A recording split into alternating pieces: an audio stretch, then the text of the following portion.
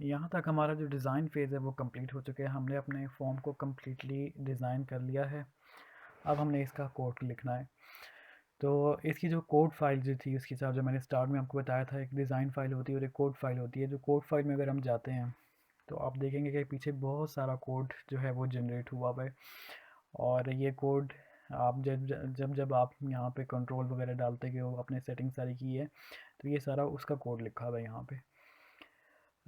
ये automatic visual studio ने code create किया है और इसमें आपको कंफ्यूज होने की ज़रूरत नहीं है कि ये क्या लिखा हुआ है। अगर आप बेसिकली अगर आप गौर से देखें भी इसे, तो ये सारी की सारी जो ऊप हमने अभी तक पढ़ी है तो ये वही सारी इम्प्लीमेंट हुई हुई है यहाँ पे। इसकी डिटेल में जाने की ज़रूरत नहीं है आपको। हमारा जो कोड एक्चुअली स्टार्ट होगा वो कहाँ से होगा, जब हम सबमिट का बटन प्रेस करेंगे। यूज़र ने सारी डिटेल्स इंसर्ट की और फिर सबमिट का बटन प्रेस किया, तो उसके पीछे हमने कोड लिखना होगा। हमने बेसिकली कोड इस बटन के पीछे लिखना है कि जब ये बटन प्रेस होता है तो क्या हो। अब इस बटन को सिलेक्ट करें। अब हमारे पास कुछ इवेंट्स होते हैं जो कि हम जनरेट कर सकते हैं। आपकी एप्लीकेशन इवेंट ड्रिवन होती है ना। इवेंट ड्रिवन का मतलब ये है कि बटन प्रेस होगा तो उसके बाद कुछ होगा। तो हमने इस बटन को सिलेक्ट किया यहाँ से और अब इसकी प्रॉपर्टीज़ में जाएंगे तो ये एक आपको फ्लैश लाइट जैसा आइकन नज़र आ रहा है, ये इसके इवेंट्स होते हैं। ठीक है, हर कंट्रोल के कोई ना कोई इवेंट्स होते हैं। हम बटन के इस वक्त इवेंट्स में हैं और बटन के कौन सा इवेंट हमें चाहिए, क्लिक वाला इवेंट हमें चाहिए कि जब इस बटन पे क्लिक हो तो क्या हो उसके बाद। तो वो इवेंट हम जनरेट करते हैं। आप सिंपली यहाँ पे डबल क्लिक करें तो ये इवेंट ऑटोमेटिकली आपको जनरेट करके दे देगा और उस कोड पे भी आपको ले जाएगा, यानी स्क्रीन भी स्विच हो गई है। अब आप कोड बिहाइंड जो होता है उस फाइल पे चलेंगे और जहाँ पे इस वक्त आपका कर्सर ब्लिंक कर रहा है ये उस बटन का फंक्शन है। यानी जैसे ही ये वाला बटन प्रेस होगा, सबमिट वाला बटन, तो आपका ये वाला फंक्शन कॉल होगा। ये वाला फंक्शन कॉल हो जाएगा जैसे ही वो बटन प्रेस होता है। तो इस अब फंक्शन पे हमने अपना कोड लिखना है कि हमने सारी की सारी सबसे पहले उन वैल्यूज़ को गेट करना है जो यूज़र ने इंसर्ट किए हैं और फिर उसको अपनी डाटा ग्रिड या उस टेबल जो भी है उस पर हमने शो करवानी है। तो सबसे पहले और सारी की सारी वैल्यूज़ जो हैं वो स्ट्रिंग में होती हैं। ये जो टेक्स्ट फील्ड्स हैं ये स्ट्रिंग स्ट्रिंग में होंगी सारी। तो हमें स्ट्रिंग वेरिएबल बनाने चाहिए जिनमें फिर हम अपनी वैल्यूज़ को स्टोर करवाएंगे। अब यहाँ पे आप एक नई चीज़ देखने जा रहे हैं। यहाँ पे वेरिएबल हम उस तरह से नहीं बनाएंगे जिस तरह से अब तक हम बनाते आ रहे हैं। फॉर एग्ज़ाम्पल अभी हम कैसे बनाते थे, मुझे अगर स्ट्रिंग का वेरिएबल लिखना है तो मैं स्ट्रिंग नेम का वेरिएबल बना दूँ। यहाँ पे ये एरर है। यहाँ पे वो जो कन्वेंशनल डेटा टाइप्स हैं आपकी वो अलाउ नहीं है, क्योंकि हम अपनी सी प्लस प्लस को इंटीग्रेट कर रहे हैं डॉट नेट फ्रेमवर्क से और उसकी जी वाई को हम यूज़ कर रहे हैं, डॉट नेट की जी वाई कंपोनेंट्स को हम यूज़ कर रहे हैं।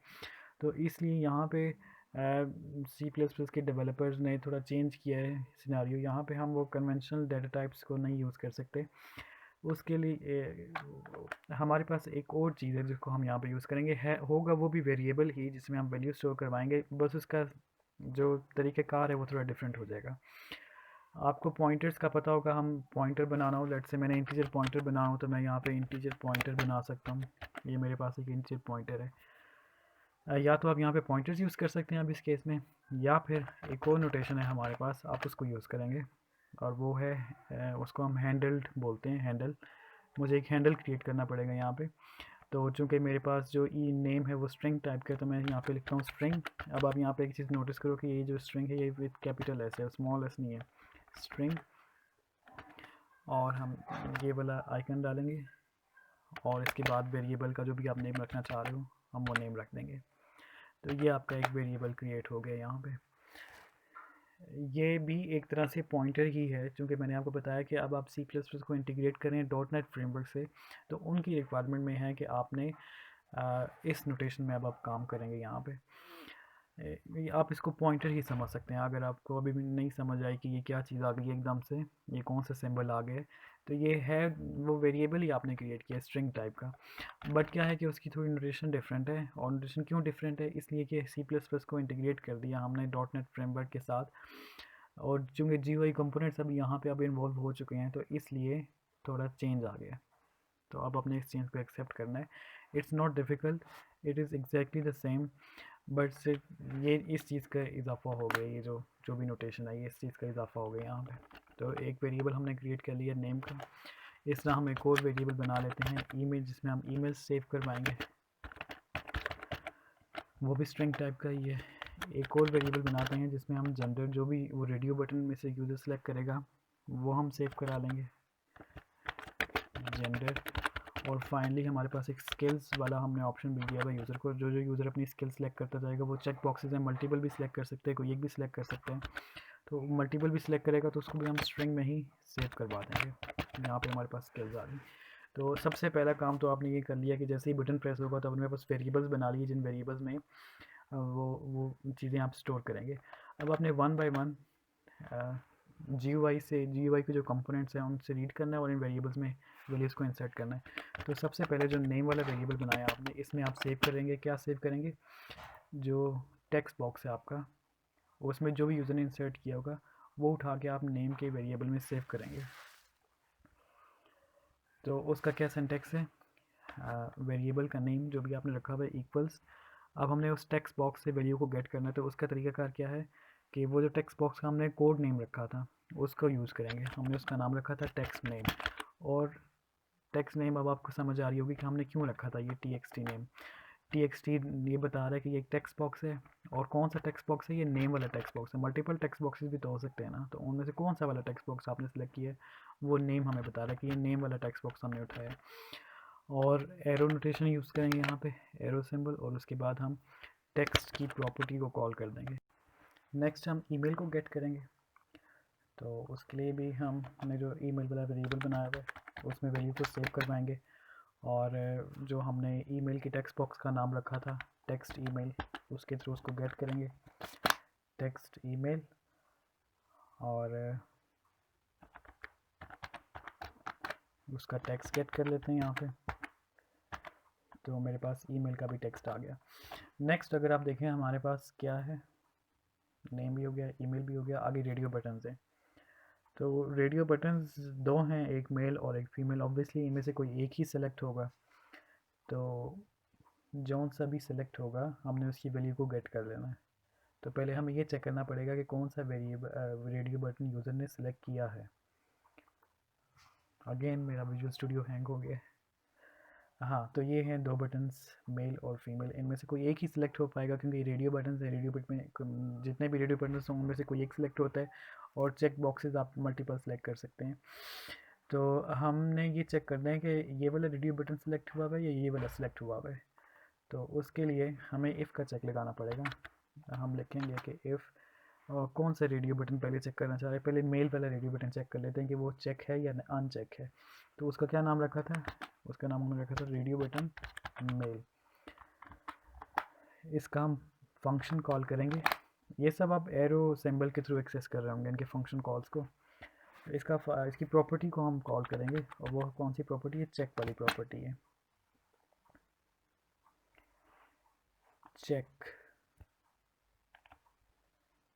मेरा विजुअल स्टूडियो थोड़ा स्लो चल रहा है। ये है चेक, ये चेक प्रॉपर्टी है, ये मुझे ट्रू या फॉल्स रिटर्न करेगी। तो चेक हुआ तो ये ट्रू रिटर्न करेगी। तो अगर ये मुझे ट्रू रिटर्न करती है तो इसका मतलब यूज़र ने जो है वो मेल वाला जेंडर सेलेक्ट किया है। तो मैं अपना जो वेरिएबल मैंने बनाया हुआ है उसमें मैं सेव करवा देता हूँ मेल यूज़र ने सेलेक्ट किया।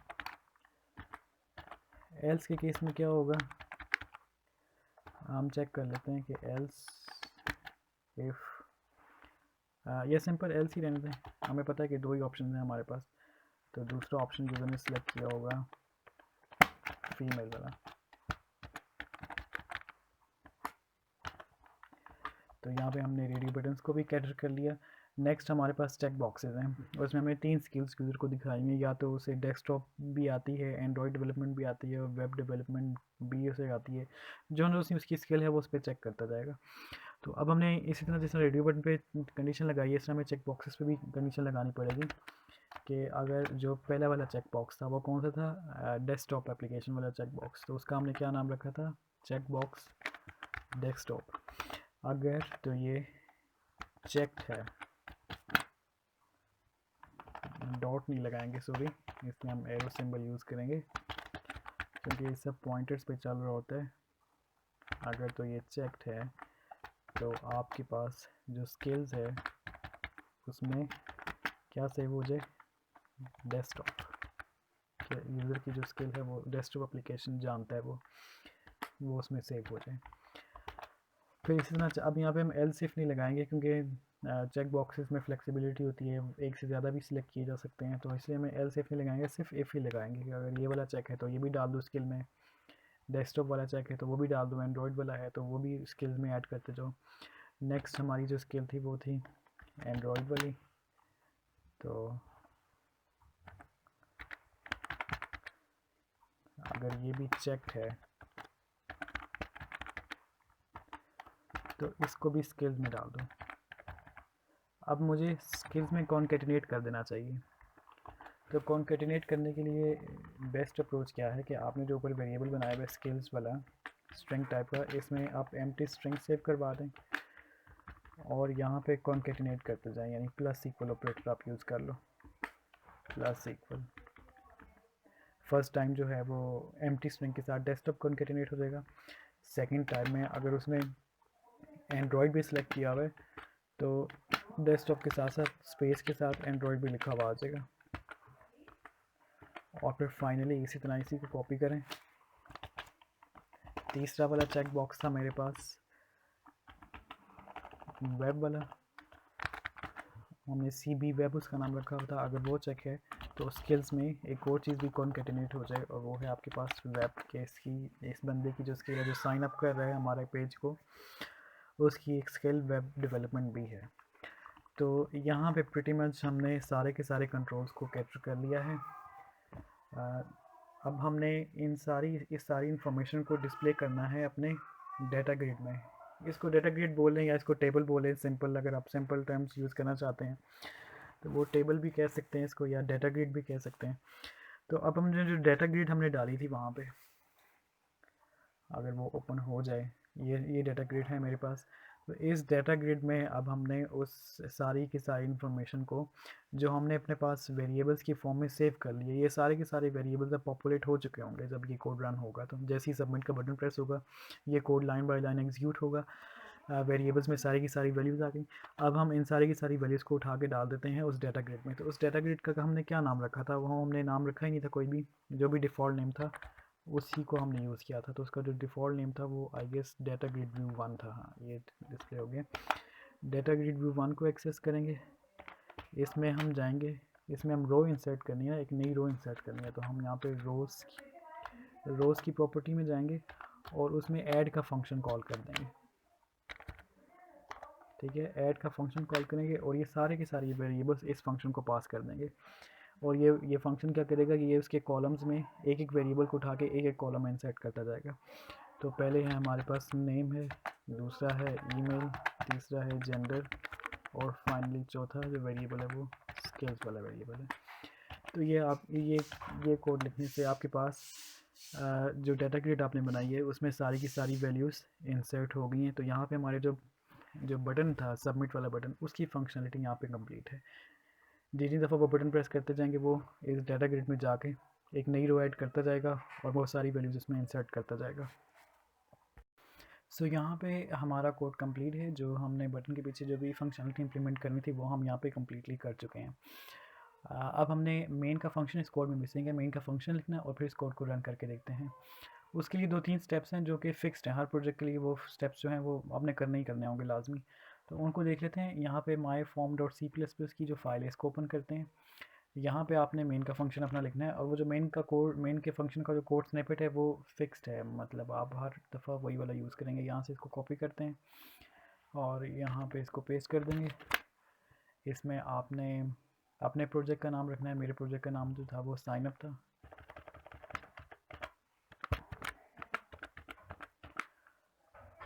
और जो फॉर्म का नेम है वो माई फॉर्म ही है। ठीक है, बाकी सब चीज़ें ठीक है। ये कोड बेसिकली आपकी मेन के फंक्शन को इम्प्लीमेंट कर रहा है और इसमें चीज़ों को इनिशलाइज कर रहा है, उसको स्टार्ट कर रहा है, यानी रन का फंक्शन भी यहाँ पे कॉल हुआ है, एप्लीकेशन को रन कर रहा है। ये कुछ हेडर एट्रीब्यूट्स हैं जिनको ऐड कर रही है फाइल। तो ये मिक्स्ड काम कर रही है, इसमें कंफ्यूज होने की ज़रूरत नहीं कि ये कोड क्या है, मतलब आप जस्ट इसे एज इट इज़ यूज़ करेंगे, बस अपने प्रोजेक्ट नेम को यूज़ करेंगे, जो फॉर्म का नेम है बस वो यहाँ पे लिखेंगे, बाकी ये कोड एज इट इज़ रहने देंगे। यहाँ तक ये कंप्लीट हो गया। इसके बाद हमने यहाँ पे इसको बताना भी है कि हमारा मेन का फंक्शन से आपने स्टार्ट करना है। तो उसके लिए अपने प्रोजेक्ट की प्रॉपर्टीज़ में जाएंगे, प्रोजेक्ट को राइट क्लिक करें, इसकी प्रॉपर्टीज़ में आएँ,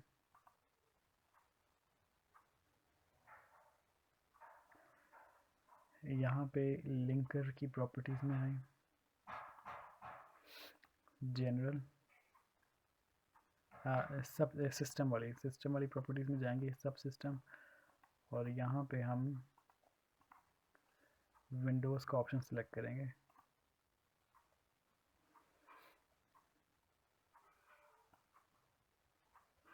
इसके बाद आपने एडवांस के ऑप्शन में जाना है और एंट्री पॉइंट में जो आपका मेन का फंक्शन है वो यहाँ पे लिख देना है कि मेन के फंक्शन आपका एंट्री पॉइंट होगा। ओके प्रेस करेंगे, प्रॉपर्टीज़ आपकी सारी की सारी सेव हो जाएंगी। तो अब इस कोड को हम रन करके देखते हैं कि हमारी एक्सपेक्टेशन के मुताबिक आउटपुट आ रही है कि नहीं आ रही।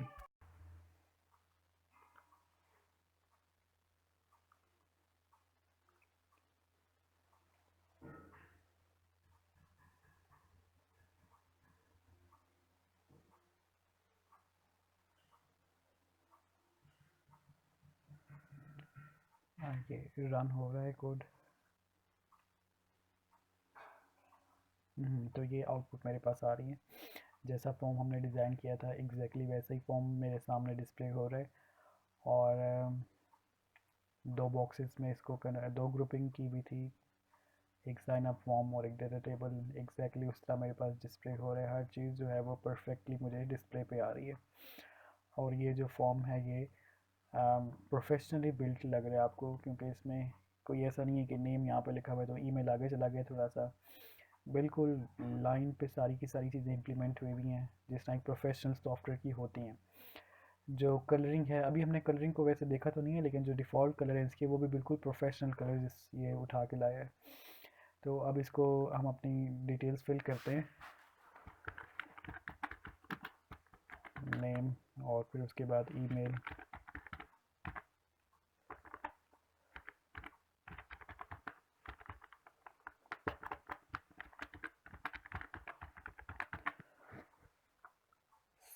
स्किल्स में हम सारी सिलेक्ट कर लेते हैं। और अब मैं जैसे ही सबमिट का बटन प्रेस करूँगा आई एम एक्सपेक्टिंग कि ये सारी डिटेल्स इस टेबल में शो हो जाएंगी। सो एग्जैक्टली जैसा हम चाह रहे थे ये सारी की सारी डिटेल्स यहाँ पे शो हो रही हैं। देखिए जो मैंने स्किल सेलेक्ट की थी डेस्कटॉप एंड्रॉयड और वो स्पेस के साथ सेपरेट होकर आ जा रही हैं, आ रही हैं मेरे पास यहाँ पे। इसके अलावा जो जेंडर है उनमें से हम सिर्फ एक ही सिलेक्ट कर पा रहे हैं, ये भी बिल्कुल सही है। ऐसा नहीं है कि दोनों ही सिलेक्ट हो सकते हो, ऐसा नहीं होना चाहिए। आपने इस चीज़ का ख्याल रखना है कि रेडियो बटन हमेशा एक ही सिलेक्ट होता है। एक नया रिकॉर्ड इंसर्ट करते हैं।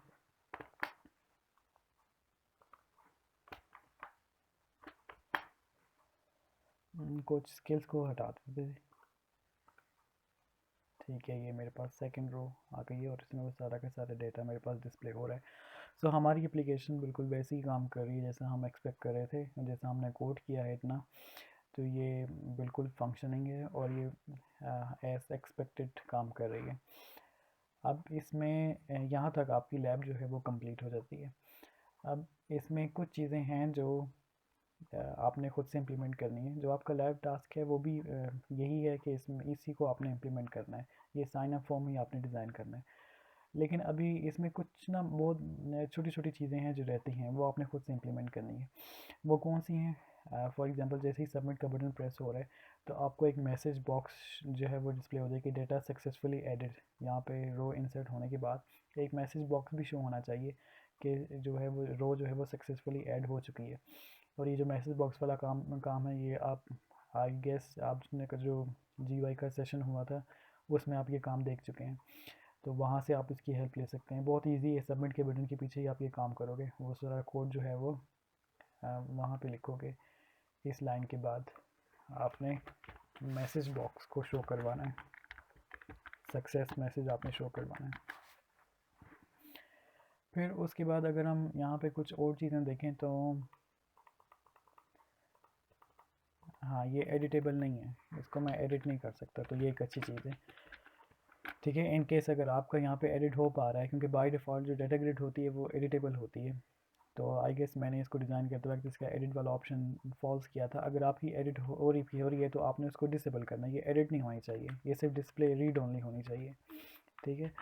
इसके अलावा आप देखें कि ये रीसाइजेबल भी है, यानी आप इसको रीसाइज कर सकते हैं, तो ये भी आप डिसेबल कर दें। रीसाइज भी ना हो सकती है, जो हमने इसकी जो विड्थ सेट की हुई है, जो हमने जो इसको डिज़ाइन करते वक्त जो इसकी विड्थ सेट की थी, बस वही होनी चाहिए, यूज़र इसको चेंज ना कर सकता हो।